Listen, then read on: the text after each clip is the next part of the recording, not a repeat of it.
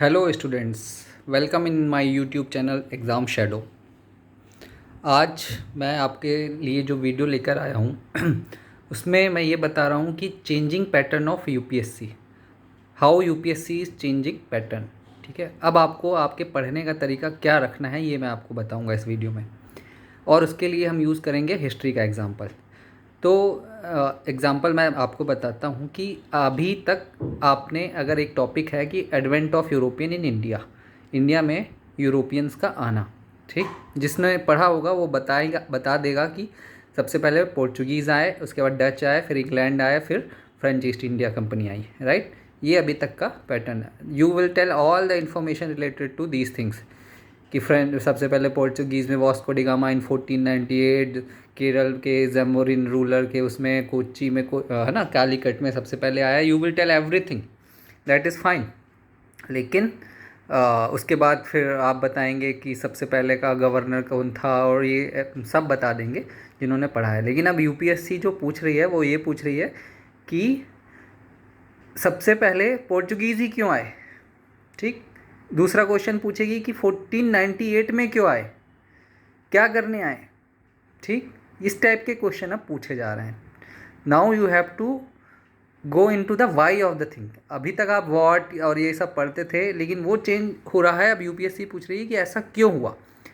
तो अगर इस एग्जाम्पल को आगे बढ़ाएं, पोर्चुगीज़ क्यों आए, आप एग्जाम्पल दे देंगे कि ट्रेड करने आए, ठीक। किस चीज़ का ट्रेड करने आए, ट्रेड करने की क्या ज़रूरत थी, है ना। उनको वहाँ पे ऐसी क्या चीज़ की कमी थी जो यहाँ वो ट्रेड करने आ रहे थे इतने दूर। आप समझिए उस टाइम पे कितनी मुश्किल बात थी, है ना। वो क्यों आए, फिर ये रास्ता ही क्यों लिया जो केप ऑफ गुड होप लिया उन्होंने, है ना, पूरा अफ्रीका से घूमते हुए, ये रास्ता क्यों लिया। ये सारी चीज़ें मेंशन है, बुक्स में मेंशन है, सब कुछ मेंशन है। लेकिन आपको विजिलेंट होके ध्यान से एक अच्छे गाइडेंस के साथ ये सारी चीज़ें पढ़नी पड़ेगी, तब जाके आप यूपीएससी के पैटर्न को मैच कर पाएंगे।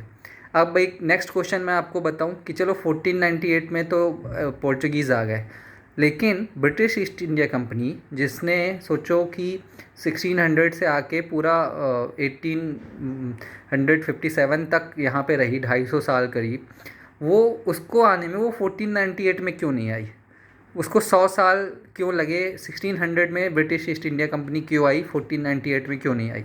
ये एक बहुत वैलिड क्वेश्चन बनता है। तो इसका आंसर ये होगा कि जो उस टाइम पे नवल सुप्रीमेसी थी वो ब्रिटिशर्स के पास नहीं थी, ठीक। वो किसके पास थी, स्पेन एंड पोर्चुगीज़ के पास।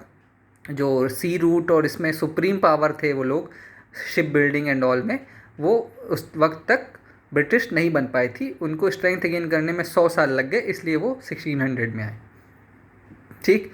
नेक्स्ट क्वेश्चन कि अच्छा 1600 में अगर ब्रिटिश आ गए तो फ्रेंच 1664 में 64 सालों बाद क्यों आए। क्योंकि इसका आंसर ये है कि ब्रिटिश और फ्रेंच दोनों जो है वो नवल पावर बन गए थे 1600 के अराउंड, ठीक है। दोनों ने स्ट्रेंथ गेन कर ली थी, लेकिन फिर भी फ्रेंच को 64 साल एक्स्ट्रा क्यों लग गए।